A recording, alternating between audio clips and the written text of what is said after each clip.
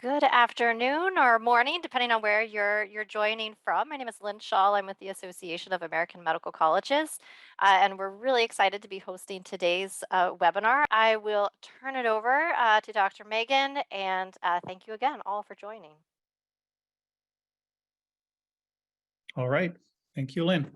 Thanks for inviting us to do this webinar and for just orchestrating the whole thing so beautifully. This was such a smooth and pleasant experience from our side, so thank you. We have quite a few people here from the presenting side, and I'm gonna say a couple of words to introduce everybody. Hopefully you're here for the talk that's listed at the top. If not, then I wish you a pleasant early lunch. I do want to say, since we are talking about suicide and distress, and even though it's something that we probably all talk about and hear about, it's good to remember that this is a real thing. And just with the number of people in the room, I mean, just statistically, somebody here is going through a rough time, and maybe a very rough time. And so if you need support, or if you know somebody that needs support, you have support available. And I urge you strongly to avail yourself of that support. The National Suicide Prevention Lifeline is there both for phone and chat. The physician support line, staffed by volunteer psychiatrists, specifically working with physicians and with medical trainees, is available for you. Both are free and confidential. And so if any of these could be useful for you or for anyone else, then please make use of them. With that, let's start. This is us. I'm sure all of you here are excellent readers, and so I'm not going to read out the names of everybody, but we have a really nice representation from a variety of institutions. We have people from a very large medical school, and people from much smaller new schools, old school, extremely well-established schools. It's a really nice variety of folks in the room. I'm not in a medical school. I'm a vendor for these medical schools, and so full disclosure, and I'll get back to that throughout the webinar, but my goal here is not to try to sell you any product, but rather to explain the type of work that we do and how it fits into a broader array of wellness programming that the schools are doing. And I'm going to do my very best to not be doing any sales today, right? This is not a bait and switch. I used to be an academic. I consider myself an academia refugee. And so it's nice for me to have the opportunity to talk about these things in a more kind of relaxed way, and really encouraging thought about this. So let me tell you a little bit about what we'll do today. Oh, this is going to show up in the wrong order. My apology. But in the big chunks here, we're going to talk about dimensions of wellness programming. The idea is, if you're thinking about how to maybe enrich or bolster the wellness programming at your school, there are some questions that we think are useful for you to ask yourselves to make sure that you're taking everything into consideration. So what kind of questions to ask in order to figure out what holes exist in wellness programming? This was supposed to show up first, talking in general about why wellness. Why are we even talking about wellness beyond the obvious? It's important to be well, but why is it something that we should be paying attention to beyond the value of being well, which itself is enormous, of course. We'll talk about how to do data-guided wellness programming. So what are ways to get population-level data that helps us figure out what is a priority, what needs to be done next, as opposed to relying on sort of who's loudest or the most anecdotes that we've seen for something. And then on a more practical level, how to get buy-in if you want to bring a new program or a new service or a new approach to your training program. Who do you need buy-in from, and how to do that? So at least a little bit of practicality there. With that, I'll hand it over to Horace to talk about why wellness. Maybe, and as speakers start, sorry, Horace, also unmute in the meantime. And as speakers start, maybe take a little bit to introduce yourselves and your function in your program. You want to go back Go back one. Let me introduce myself. So either good afternoon or good morning to everyone. My name is Horace Delisser. I'm the Associate Dean for Diversity and Inclusion for the medical students at the Perelman School of Medicine. And in addition, over the last 10 to 15 years, I've helped to oversee and guide the humanism and professionalism curriculum at Penn. We wanted to begin with the question of why wellness? In some ways, that's intuitive. It's a given. Medical school is hard. Medical school is hard in part because a lot to learn. The content is challenging and the career potentially is quite overwhelming. We're dealing with young folks or young people who are at a vulnerable time in their lives. They're still growing. They're still developing. And so, next, Iran, wellness, first and foremost, is about enabling our learners to have an experience of growth and professional maturation. We want the medical student experience to be not just surviving, but one of thriving and flourishing. And so in that sense, wellness is an end. That's what we want to have the students experience. But I'd like to add that beyond wellness being an end, it's also a means. It's a vehicle to what I think are two other critically important goals that we need to pursue as medical educators. Next, so the first is that wellness supports and sustains an inclusive medical student community. I like to say that a vibrant community, particularly a vibrant community of students, is made up of well individuals. And well individuals ultimately leads to a vibrant community.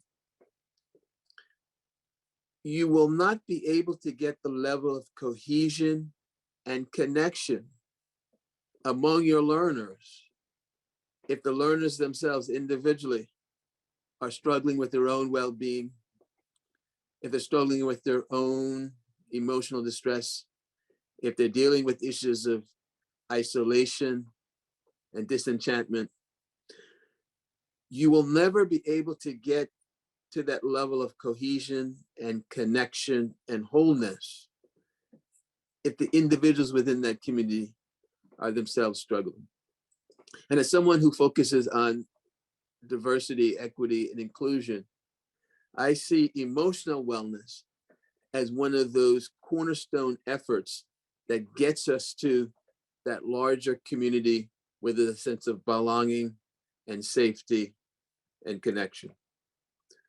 So one, wellness is certainly about creating an experience for each student of growth and flourishing, but also wellness is a vehicle for getting us to inclusion and creating this larger sense of belonging. Next, we're on.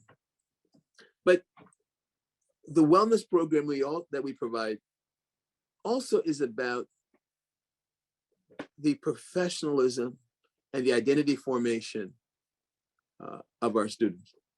So the programming that we provide, particularly around self-care and being intentional about one's wellness, ultimately socializes our students to integrating wellness as a part of their professional identity. Before they can care for others, they need to care for themselves. And so while we are again, we have this intuitive sense that wellness is good. It's needed for our students. I also would like to really ground us in the notion that wellness, not just an end, but as a means towards inclusion. And it's one of the ways in which we help to support and fortify the identity formation of our learners. Iran? No, skip this. I'm done. Okay, we have skipped. Thank you, Horace. The first piece for kind of deeper consideration I wanted to offer is what I was saying before, dimensions of wellness programming, the kind of questions we can ask ourselves to decide what's potentially missing in the array of wellness programming that we've created. And in those, I'll name a few of these, and as I go, I would really encourage you to share in the chat examples of programming that you have that you're doing right now in your program, UME, GME, and how they fall on these, right? Do you have good representative programming for each of these, maybe the ends of these spectrums? So one spectrum, which I'll focus on more later on, is the question of who's initiating the wellness activity. Is it reactive? Does it happen because something happened or because somebody asked for a service? Or is it proactive? Is it something that you're doing regardless of how an individual doing or how the entire community is going? You can think of it also as a kind of treatment versus prevention spectrum. Another one is to think about what are the triggers. This is very much related to the question of initiation. What are the triggers that set off a wellness activity? Is it once a quarter, once a week, just a time interval, or is there a particular event? After there's a mass shooting, do you do something, or after there's been a suicide in the program and you do a postvention, or is it after somebody got a particularly low grade and that triggers an automatic intervention from your side? Right. So if there's a trigger, almost by definition, that means it's a reactive type of wellness activity or wellness programming, and that has its place. It's a very important thing, but identify what are those triggers. The grouping, the number of people participating in a wellness activity, right? Do you do it for the entire program all at once? Do you do it in some sort of a meaningful, smaller group where people have some kind of connection to one another and can offer support or not? Do you do it in a really small group of people that know each other well and interact frequently? Do you do it at an individual level? Or at a two-person level, there's kind of a provider and a receiver? Do you do it at a true individual level where you provide learners with tools to take care of their own wellness? What channels are you using to provide these kinds of wellness resources? Do you do this in person, right? Are they meeting with a therapist once a month to check in, or are they meeting with an academic success coach once a month, or do they have their small group mentor that they see every other week, right? So is it in person? Do you do it over texting and send them reminders and resources or something like that? Do you send stuff out through emails, newsletters, surveys? Do you have an app they use, or maybe multiple apps, right? You give them a subscription to some sort of a wellness app for them to use. So these are, again, all questions for you to ask yourself. You might say, okay, what are we doing in person? What are we doing over email? What are we doing in small group? What are we doing in large group? What are we doing individually? The idea is just to help see the space a little more clearly. Just have some questions to ask yourself. And all of these activities, how do they map onto the participation requirement? Are they all totally voluntary? Are there some that you strongly encourage and really lean on students to do it, or maybe incentivize them pretty hard to do it? Are any of them mandatory? Can any of them be mandatory? So these are the questions that I think would be helpful to have in mind as you're sitting with your fellow wellness folks and asking what do we need to fill up the space, not even content wise, but mechanically, how does it fit in? If you have thoughts for, again, if you have examples of things that you're doing, you see Melanie posted one, thank you. If you have examples for things that you're doing and how they map onto these dimensions, I'd love to see those in the chat. I think it could be helpful for all of us to see. If you have ideas for other dimensions that you think might be missing here, that would be great to see in the chat as well, right? And help us all think about this a little more clearly. I want to spend a minute talking about this issue of initiation, because that's something that I've paid a lot of attention to in the business that I started that focuses on proactive wellness check-ins. I'll give a couple of examples of what I mean here and how I think you can do something similar in your program as well, regardless of whether or not you use the particular product that my company provides. So very few in-depth wellness programming initiatives are done proactively. There's a lot of stuff that's done reactively, and for good reason. Typically, by the time that we see that somebody's distressed, it's pretty late in the game, right? Because we are all experts at looking fine when things are falling apart. And so waiting for somebody to initiate significant support services is waiting potentially too late. Almost every program that I'm familiar with, at least, has good reactive or responsive support services. Students can self-refer, faculty can say, I'm seeing a student I'm concerned about, you see the scores going down, something like that. But again, these external signs are fairly late in the game. So what can we do to get a sense of what's happening earlier so that we can do earlier intervention, prevent a crisis from happening?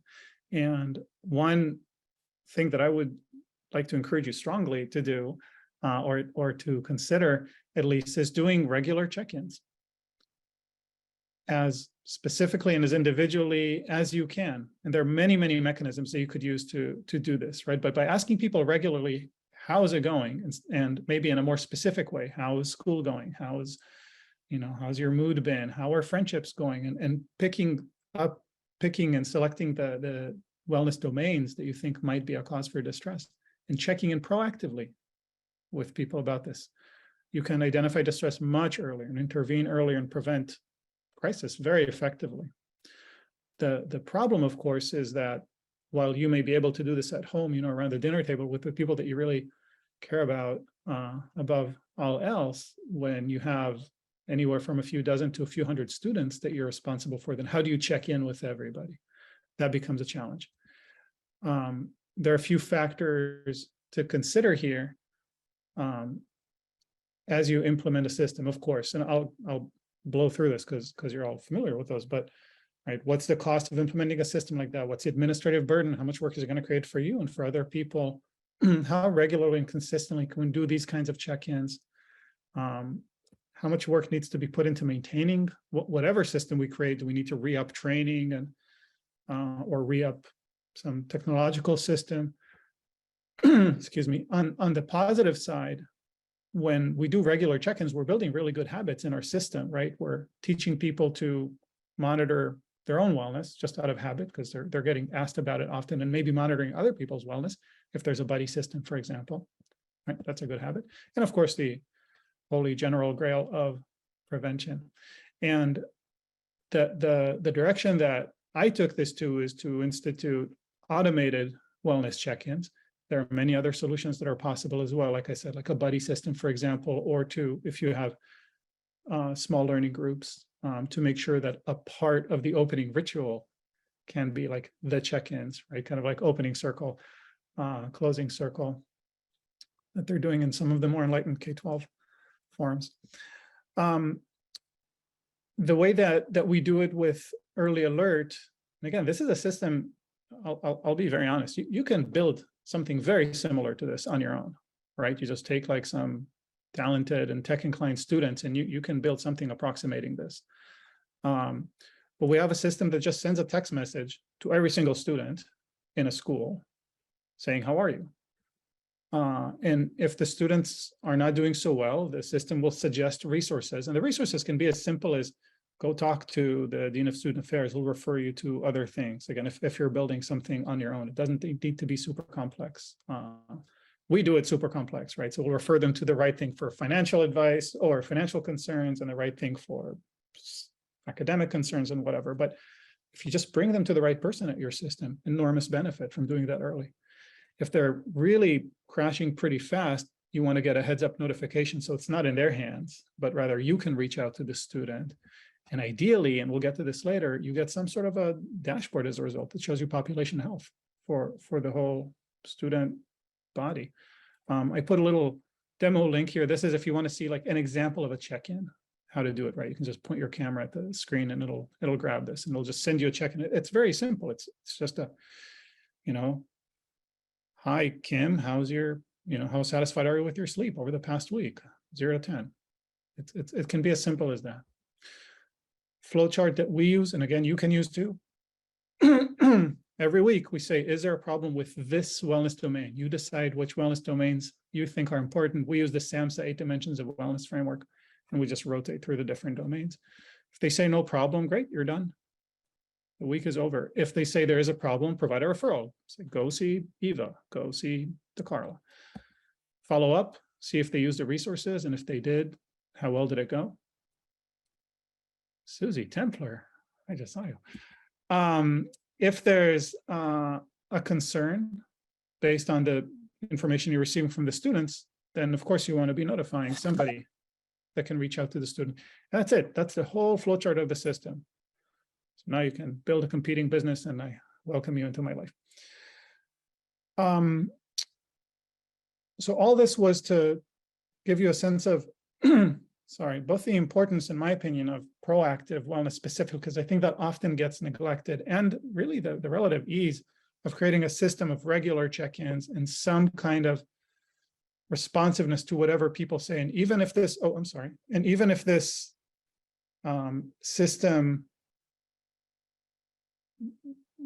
was not technological, even if you do it not with text messaging, but with a buddy system, you just give people this flowchart for them to follow, right? It can still be instituted in the same way.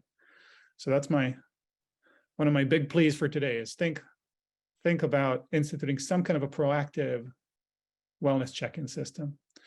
Okay, with that, let's talk about what a couple of schools are doing and how these initiatives are mapping onto different dimensions that we discussed. Eva, we know. All right. Hi, so I'm Dr. Wainio. I'm the Director of Health and Wellness at Wayne State University School of Medicine. And just as an example, I'll talk for a few minutes about a few of the things that we do at Wayne State in Detroit to support our students. So when it comes to kind of looking at wellness, I wanted to share first overall our general framework for this. And the first main point really is that there has to be some deliberate direction in order to foster wellness, right? It doesn't just kind of happen on its own because we really care about it. There has to be some deliberate direction. And part of that deliberate direction has to be to understand the needs of our students, because what we might think is important to them may be very different than what their needs are. And so we want to be able to hear something like these direct check-ins are one of the ways that we can loop students in. An annual survey can loop students in. We have a health and wellness task force at Wayne, and it includes students that are elected by their peers and serve throughout all 4 years of medical school. So we have kind of continuity for student feedback, as well as student representation from every year, so that they can inform us in a kind of more organized way as to what their peers are looking at, what are some of the problems, what are some of the things students like, and that can inform then some of our programming. We all know that wellness is multifactorial, and so it's not really just up to the small wellness group to make sure that everybody is well, right? And so that wellness group collaborates with a large other organizations within the university to be able to look at things like curriculum and schedules, et cetera, that all might impact wellness. And then you look at ways that we can foster a learning environment that has some chance for autonomy for students, some time for decompression for students. Next slide, please. So looking at this with a really multi-step approach, a few initiatives that I wanted to touch on just to get the point that this is really multifactorial. It's not just about like a wellness program, but we looked at our student needs, and one of the main things is actually transparent communication, something like regular town halls that share key information, answer student questions quickly, and get to hear student feedback in multiple ways, right? Not just course reviews, but at these town halls with regular check-ins, looking at things like what channel to look at, right? Some of these are in person, some of these are in Zoom, some of the feedback is via anonymous surveys. We've also very recently instituted 1 week off for years 1 through 3 between quarters. So we have courses that run for 3 months, for example, or clerkship blocks that run for 3 months. And at the end of that block, there is an entire week off, and then you move on to the next thing. So allowing some level of autonomy for things like self-care, and looking at consistent schedules that we send ahead of time so students know which areas they can kind of protect for things like appointments, et cetera. We also looked at wellness being directly in the curriculum, focusing especially on evidence-based skills like meditation. Some of these are run by students, some of these are run by counselors, and students really appreciate, I think, the diversity of leaders for some of these skills-based elements, and not just adding things in, but taking things out too, looking at redundancies within the curriculum and taking out what's not needed. Focusing on professional development. I know the M4 students are finishing up residency applications, but anyone that helps and advises them knows that this process starts in M1 year rather than, comes together in the few months before residency applications are due. And so that professional development, I think, is part of wellness as well, and making sure that you're supported during that. And again, that focus on, when it comes to resources that are available to the entire group of students, not just a small group, that are easily accessible. Hence, some of the more virtual resources can be helpful for that, and making sure that they are proactive, that it's not just the student has to reach out, but that there are reach outs to the students proactively. Next slide. And so just to add a little bit more information about a couple of our programs, we actually developed a level of curriculum that was approved by our curriculum management committee and went right into it as mandatory. And I know people cringe at the idea of mandatory wellness as being an oxymoron, but we do try to make this very deliberately in the context of not just adding, but reducing hours overall in curriculum, adding those autonomous weeks off at every quarter, but then adding a little bit of required curriculum where there's student choice in which elements to go to for some of the workshops that build on skills.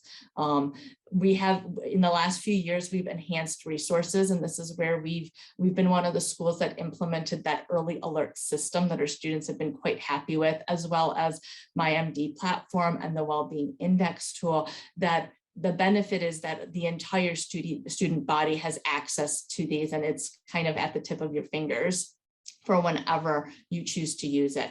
And then keeping in mind that mental health resource availability is key as well. If somebody needs to turn to help for help, you want to make sure that they have access to that treatment, knowledge of where to turn to, and ability to take the time to be able to take care of themselves.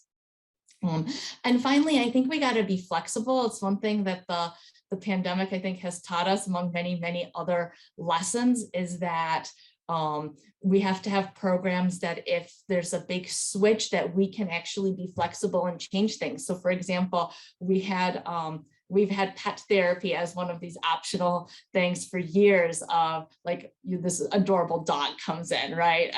And it brings people together and it's super fun. And that was not possible during the pandemic. And the students actually thought of like a Zoom session, and they called it, a little bit tongue in cheek, bring your own pet therapy. And it was a way for students to connect over Zoom, not have faculty there, furry pets, were encouraged. Anyone that didn't have a furry pet but wanted to see some furry pets was encouraged to come. And it was a fun way for students to connect remotely. So that flexibility is key. And I think that's all I have. So thank you very much. Thank you, Eva. I like bring your own pet. I'm going to start doing that with my friends.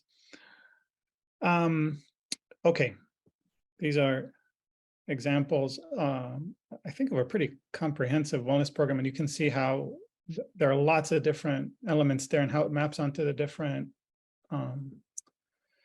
considerations that I was proposing before, right? Done at different levels, individual, small group, whole group, people totally on their own, some things that are happening at a regular cadence, some things that are reactive to specific events that are happening. Definitely. And I think you need that grouping, like you need some things that are optional so that someone has some choice and this kind of speaks to them. You need a few elements that are mandatory where this is so important. You want the entire group to be able to have this information, that ability for in-person, that flexibility of it being remote. And yes, huge component of making sure that there's elements here that are proactive in the approach. I have nothing to add, and so I'll just not even try. I'm gonna continue on to the next part. So talking about how to use data coming in about wellness, maybe gathered through wellness activities, maybe gathered from other sources, but how to use it to guide the kind of wellness programming that you do at your program. So we'll have Michelle talk about how you've been doing it. Sure. Good morning or afternoon, everybody, depending on where you're coming in from. I'm Michelle Lazat-Wineski. I'm the Director of Health First, which is the health and wellness initiative at the Charles E. Schmidt College of Medicine at Florida Atlantic University. And I love to hear Eva talk about having mandatory elements, because we've had them since 2016. And I remember distinctly standing up at a meeting talking about mandatory wellness and not quite having people boo me out of the room, but certainly was not quite such a warm reception at the time. Health First is a curriculum first. And one of the things that I think probably I should disclose is that I am a PhD, not an MD. So the whole wellness programming, evidence-based, has a whole other dimension in my mind. And using data to drive programming is something that's very important to me. So what you can see on this slide is the landing page at our College of Medicine for UME. We have early alert divided into UME, GME, and for graduate students. And so obviously different people are running those programs and have access to dashboard data. The dashboard data is all aggregate. And what you can see when you land on the landing page is all of the wellness scores for all cohorts of your students. So what you see in the red arrows are just the different filters that you can use to narrow down data and look at specific things in specific classes.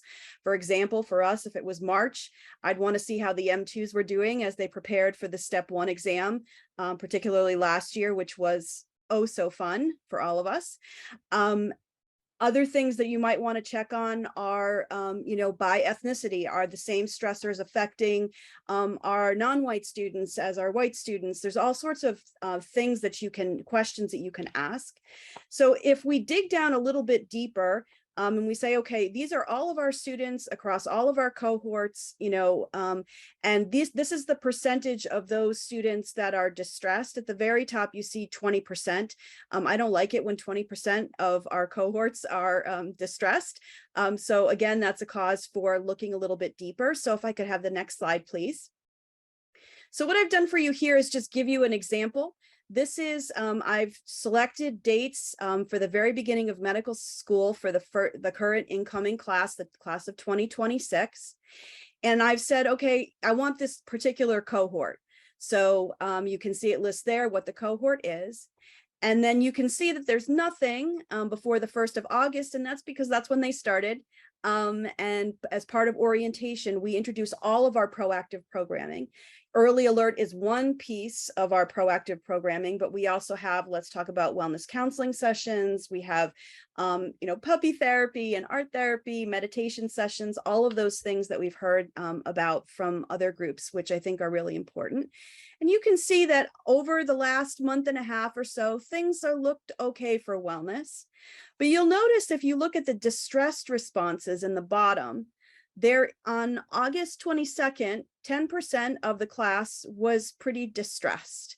And would anyone like to put in the chat their guess as to what happened on or about August 22nd?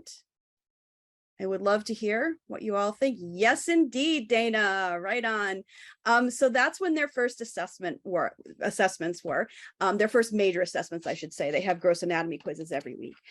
So if I could have the next slide, please. So if we dig down a little bit deeper, we go to page 2. So what you can see on the left-hand side, you can't see the numbers listed. So you see the numbers 1, 2, 3, and 4 listed. It says analysis page 2. There's a little caret at the bottom that you can change that to be the names of these pages, which in this case are stressors. So page number 2 are stressors. So if I say, okay, well, what is it that's causing them distress? What dimension of wellness is the problem? And what you'll see there is that, 2 of the students said cognitive, 2 said academic, 2 said physical, and 1 said sleep, and 1 said relationships. Now, I should tell you, our class size is small. We have 72 students in a class. So, this is a small n in this case. But if you look below those causes of distress, what you'll see are comments. Now, comments are helpful because they're anonymous, but in my mind, they're actionable. So one student said that they were having physical wellness challenges because they sit all day and it's bad for your health. A+ for that M1 student. Another said that they're having a difficult time connecting or finding their niche. Okay, well, that's definitely a cause for some more programming. And then sleep is a common one. And I don't get to sleep till 3 a.m. on most days. So that is all valuable information, even though they're small ends. There is sort of a theme that runs through them. So if I could have the next slide. So what happens when a student indicates, you know what, I got a text asking me how I'm doing in my relationships, and I put in on a scale of 0 to 10, I think I'm having a hard time. I put in the number 2. As Iran said, that automatically triggers the system to say, it sounds like you're having a rough time. Let me give you some resources. Would you be interested in getting the resources? And the students have the option. Did they click yes or did they click no? So if they say yes, I want the referral, then what gets populated in their cell phone is the resources that our College of Medicine has identified for them. So this is the person you call, this is the website you go to, this is the counselor that you can talk to, whatever the dimension happens to be. This is our financial aid office if it's financial wellness. And so the offer is extended immediately and on a platform that they're used to interfacing with every single day. And then if we really want to dig deep and we say, okay, we referred you, how come you didn't take up the referral? And I will guarantee you that 9 times out of 10, you'll see this response, which is, I don't have time. The other common response we see is, I don't think it will help, or some other similar such response. So if I could get the next slide. So from a data perspective, what can we do with a system like this by using that data to guide us? Well, we can identify when students are saying they're distressed and figure out the main stressors that are happening at that time. I'm not surprised to see a peak in distress at certain times, for example, during dedicated study for step 1, but I might be surprised to see it at other times. And by sort of monitoring that data, we could say, oh, something happened and there was a death in the family of one of the students and a lot of students were affected by it. Or in this case, this year, one of our students' best friends committed suicide about 3 days into medical school, and the entire class, rallied around that student. And so you can see little bumps along the way. then you can deploy real-time wellness programming to address current distress. So if they're distressed about the anatomy lab and going into the gross anatomy lab, and this is the first experience they've had with a donor body, what can we do proactively to anticipate that and give them additional support? Then if there are particular domains that are of concern, so for example, if we look at the profile of our non-white students and the #1 stressors that they have, unlike sleep or perhaps relationships, oftentimes their #1 stressor is financial wellness. And that matters to me. I would like to know how we can target those domains in real time, depending on what's going on with the class. And then, you know, I would say that my colleague and friend Curtis, who's on this call, I would ask him to sort of unmute and describe this whole connection with end users to content from his GME perspective. So we're at the same medical school, but he's GME and I'm UME. Hello, everybody. Yes, I'm the Associate Dean for GME and the DIO. I think this is a real important part for us. Unlike the medical students in my mind, I feel as though we have a better eye on them in our medical school, but when you look at our GME system, that's part of a 5-hospital consortium with over 30 different sites that our residents are rotating into. They're much more dispersed, and we need a better way of communicating with them.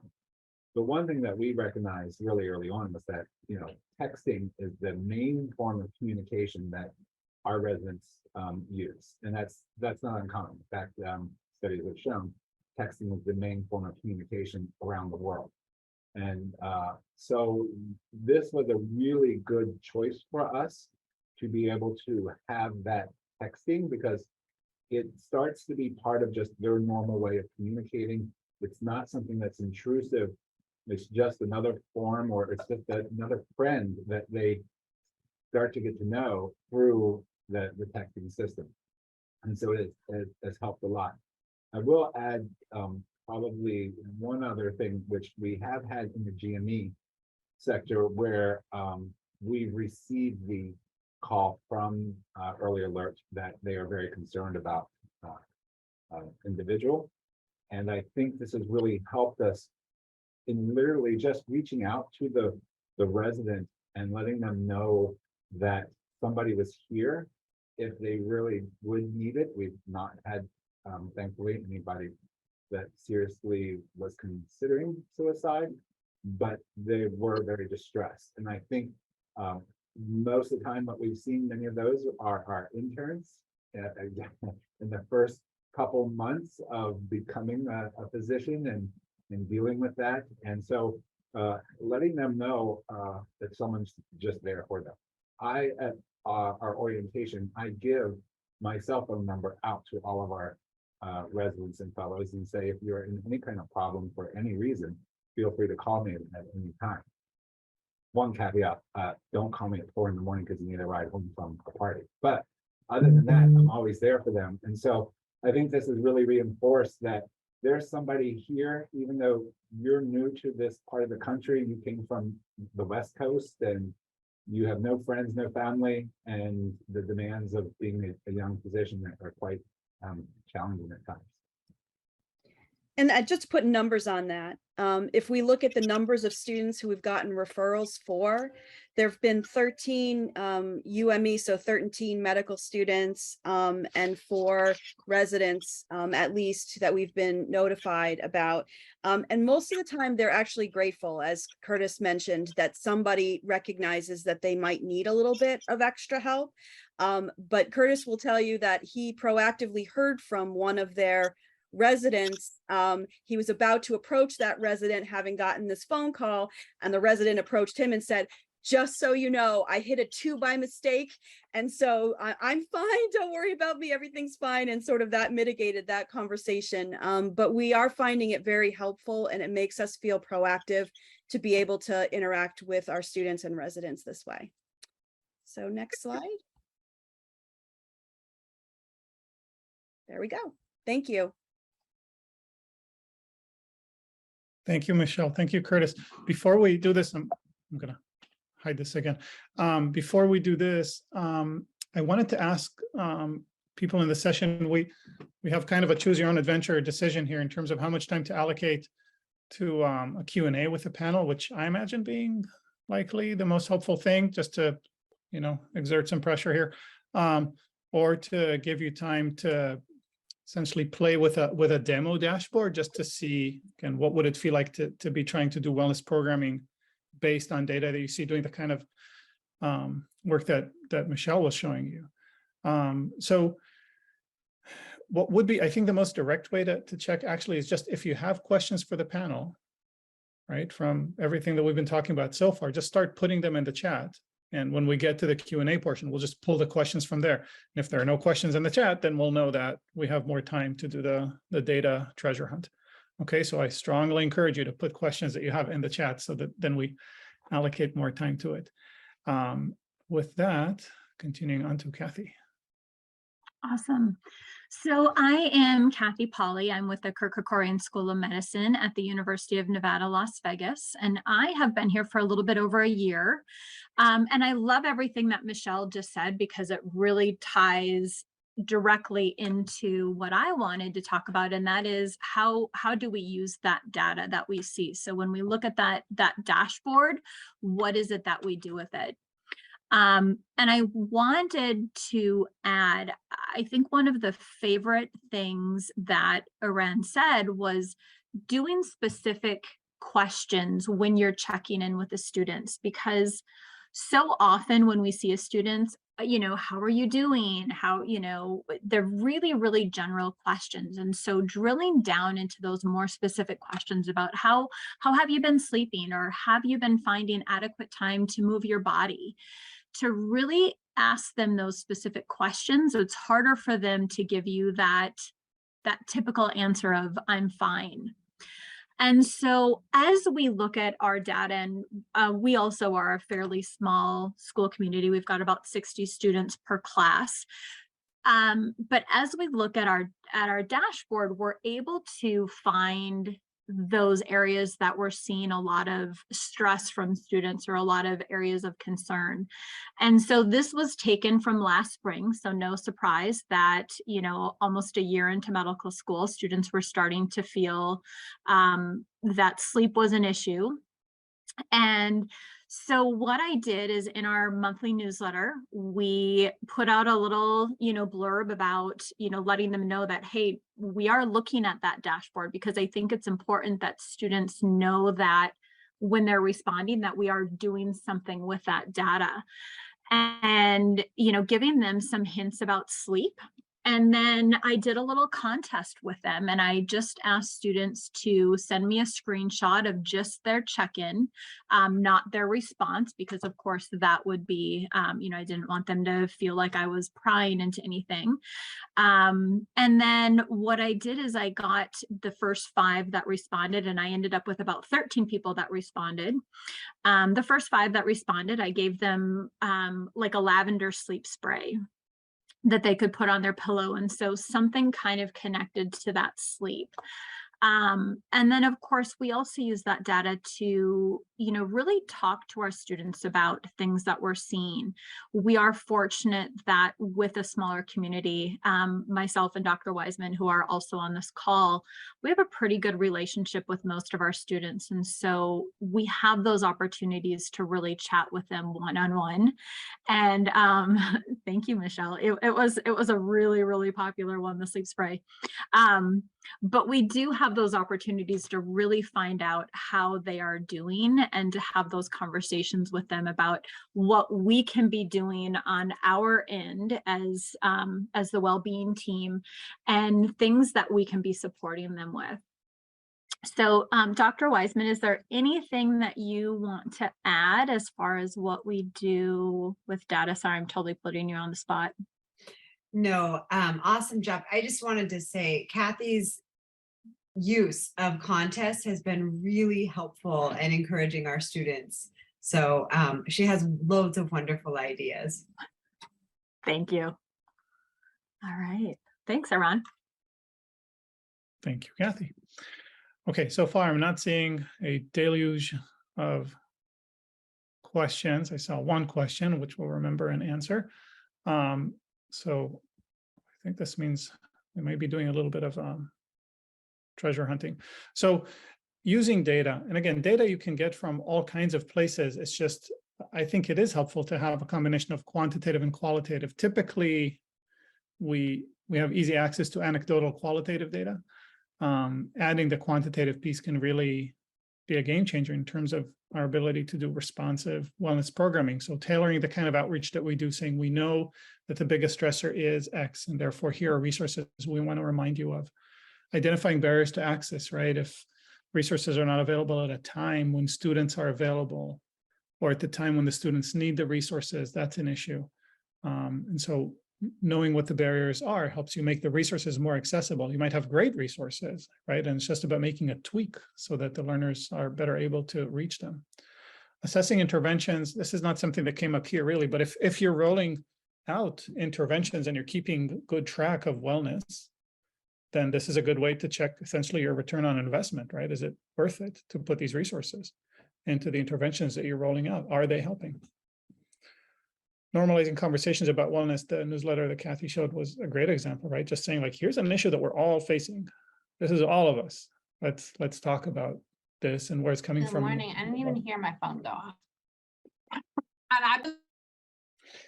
And on a broader level, to be able to come up with a policy that addresses trends that you're seeing in the data, right? What are stress points during the year? What are different stressors for different cohorts?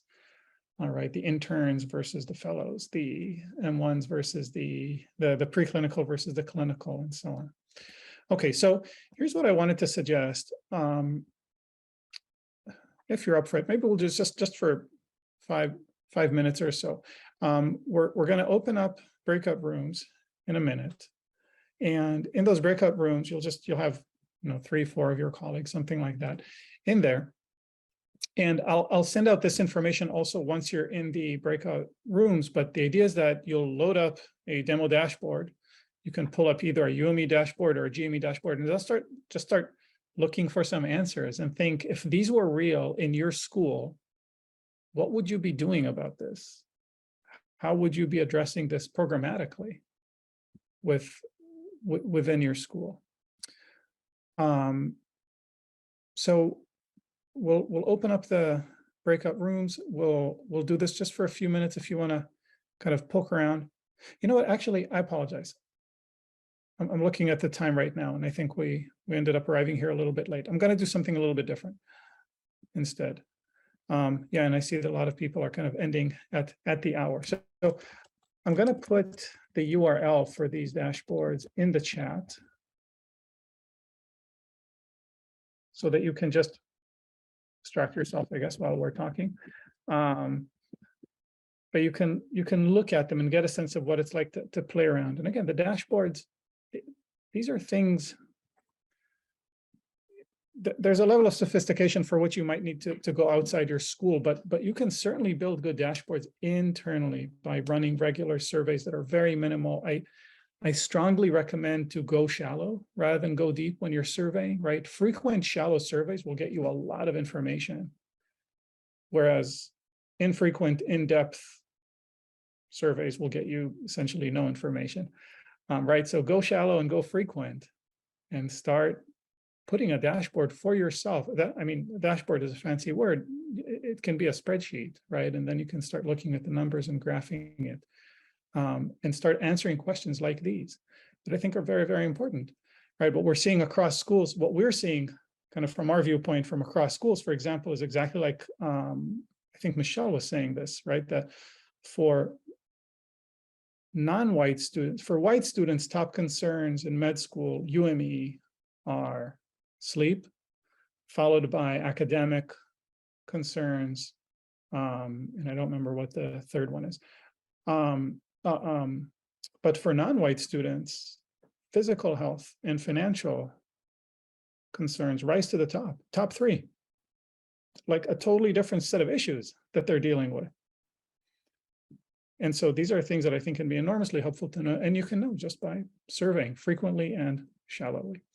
Okay, we'll proceed from here. Yeah, let's continue. So the last portion of the webinar today that I just wanted to spend some time on is talking about getting institutional buy-in. So whatever ideas you heard here that sparked your imagination, right? Getting pets on Zoom and, providing people with lavender spritzers, or doing some sort of regular proactive check-ins, and you want to get some more faculty that you can pay them a little extra to do these things to be mentored, however you're thinking about it, right? How do you bring this into an institution when, in reality, the pedagogical division of a training program has a lot of money available, relatively speaking, and the wellness division has a lot less money available. And so how do you build that kind of buy-in that you need? And so for this, to start us off, I was hoping again Horace could step in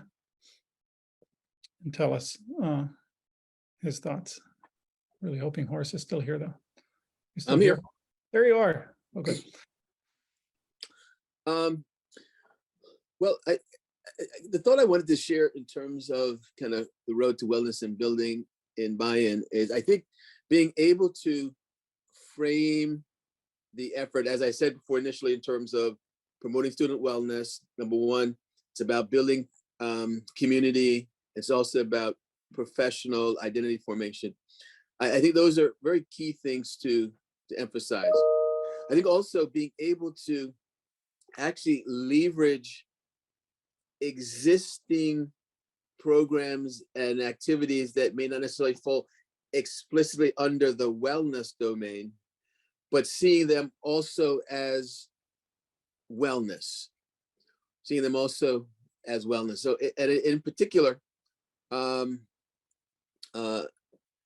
being able to emphasize the peer-to-peer component of the wellness.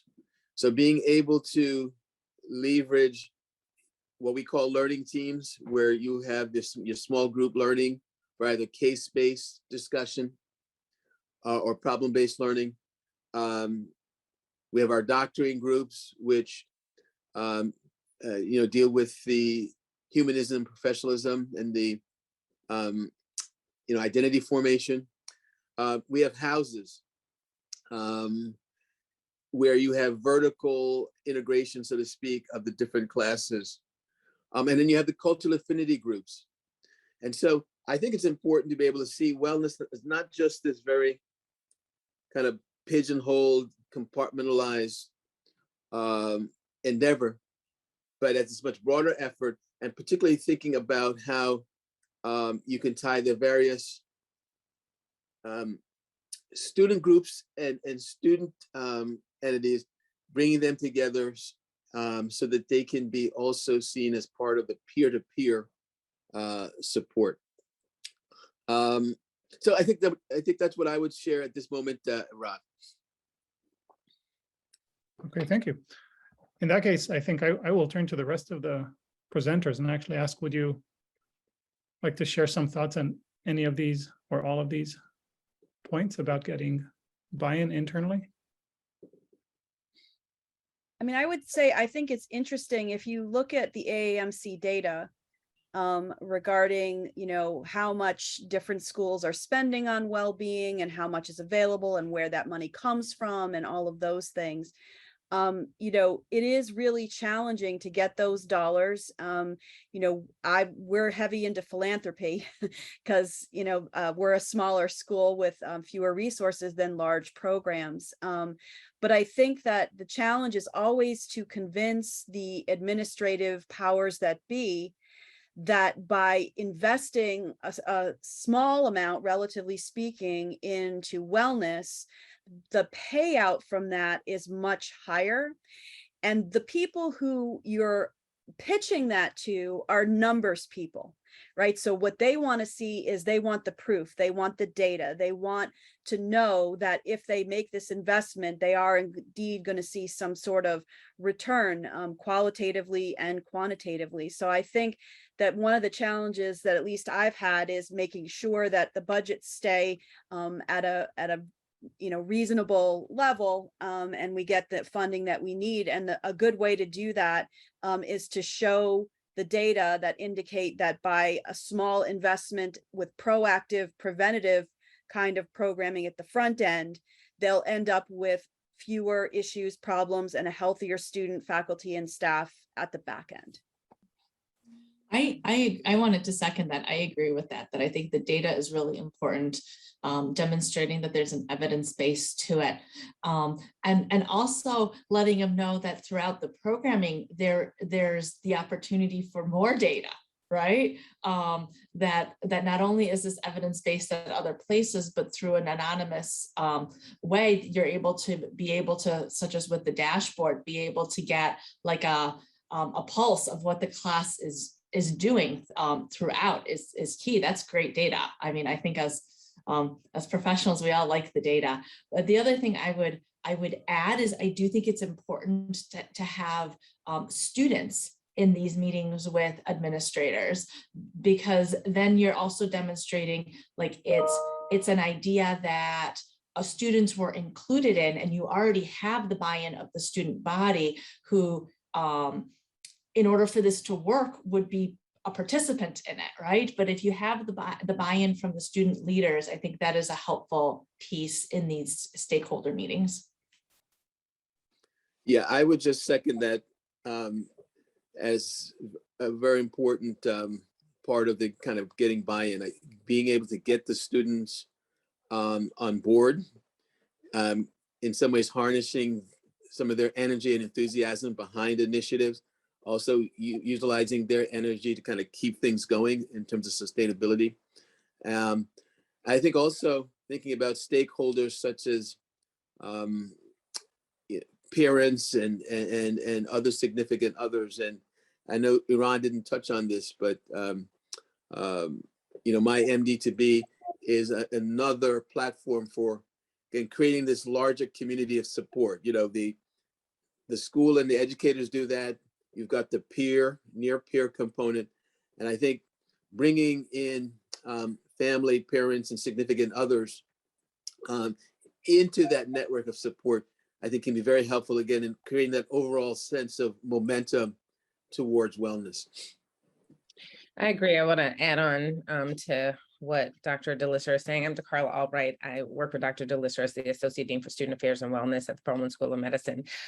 So definitely our MyMD2B program has gotten rave reviews from our students and parents alike. I feel like, our messages go out on Sundays, and every Sunday I get, a barrage of thank yous from family members who are very happy to know what is happening with their students. So I think it's a unique program that allows, extended family members to really know what is happening on a day-to-day, week-to-week basis with the student, which is important. It's nothing that I had when I was in medical school for sure.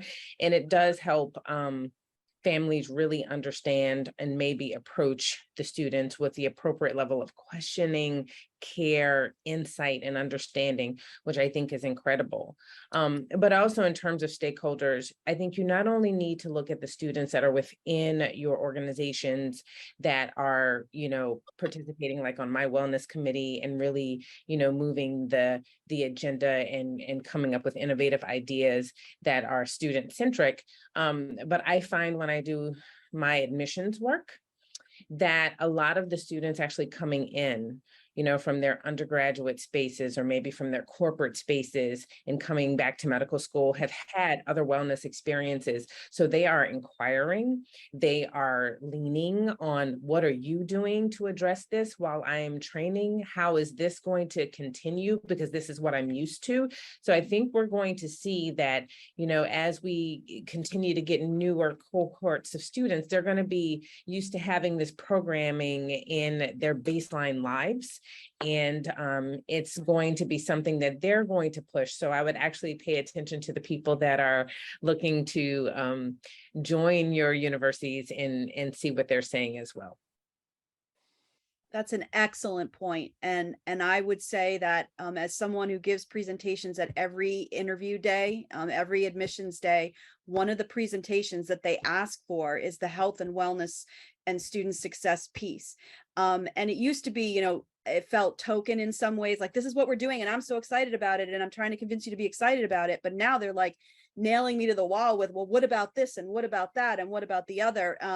And I have answers for all of those questions, but I think DeCarla is absolutely right. It has become an expectation that and definitely a selling point for medical schools. So if anybody works with admissions, and I'm sure interviewing residents as well, they want to know what's going to be done to support their well-being. So I think that that's a really excellent point. And to add to that, oh, sorry, go ahead. Go ahead, David. You go. Real quick, the other avenue or maybe stakeholder to discuss this with is the Alumni Association, because this is a group of people who know very well how hard it was to go through, have commitment to their alma mater, and I think are also committed to making sure that students that come next in the next generation have that wellness piece at play that many of us didn't as we were going through. Something I wanted to mention as well, we have a lot of underrepresented and first generation medical students. And so both of these programs we've been using for really since the school started, and it's incredibly helpful for the families and we get great feedback. So I just wanted to also share that. I would just like to add, I think when I got here for the GME side, all of our resources and all of our programs are still the same. The biggest hurdle that I was looking to try to get across was that the residents wanted individualized plans, and they wanted them given to them at the time they needed them. And the early alert system has really allowed us to be able to tailor to what's happening in their life right now. When you give them all these possible resources to go to when they're going to have a problem, which is what we did in the past, and we had the website, we had everything available, but nobody ever went to it. So rather than being passive, again, the proactive, we're sending it to them when we think they need it. And I think that has been the real change in almost our return on our investment, because we were investing in all these programs, but it seemed like the utilization was very low. Thank you, everybody. We're coming up on time. And so I thought I'll head us off because I know that the good folks from the AAMC, Lynn and Emma, wanted to say a couple of words at closing. I wanted to make a request, which is if you're willing to put in the chat, this is for everybody attending, just like what is a take home for you, right? What's a thought that you want to actually keep in your head? And so maybe writing it down will help, but it will also help us know what part of this has been valuable for you. And maybe will help the folks from AAMC as well know what would be good to be doing programming on. So if you're willing, just drop a sentence into the chat, that would be lovely. I put earlier this link to the slides, but I'll put it again after everybody's done writing their take homes, because it's going to be a big scroll up otherwise.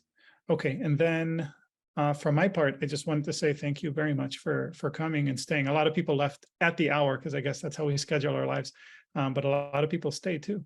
And I want to say thank you very much to all the other presenters that made time to prepare and to show up and to listen and to talk and to share. I think you're doing great work, and I keep learning from you, and then I learn from one of you, and then I tell the other, and then you think I'm a big genius, but really I'm just telling you what Curtis is doing or what Eva's doing. So now that, cut out the middleman if you need to. Okay, that is everything on my side. Thank you again for all the good and hard work that you're doing. You're here because you want to learn how to do this better, and that automatically makes you good at what you're doing, right? And just trying to get better. And so thank you on behalf of all the many people that you're helping. Emma, Lynn, any closing thoughts? No, I just wanted to echo our thanks for all of our presenters today and for you all for attending. We definitely encourage you to also attend other webinars in the series. I just dropped that web address in the chat, and that's also where we'll be posting the PowerPoint and recording from today's session. So please visit that site regularly, and if you have any questions, feel free to contact any of us from the AAMC team. And I'll put that in the chat as well. But no, just thank you again to the presenters and attendees today. We appreciate it.